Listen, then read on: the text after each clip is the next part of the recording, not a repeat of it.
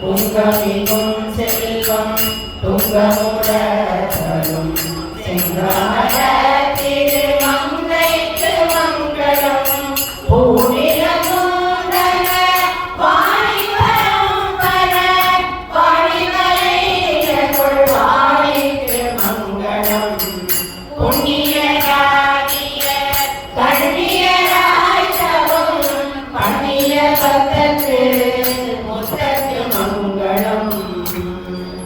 சிவசண்முக சிவஞான தேசிகன் திருவடி வாழ்க. அருட்பெரும் ஜோதி அருட்பெரும் ஜோதி தனிப்பெரும் கருணை அருள்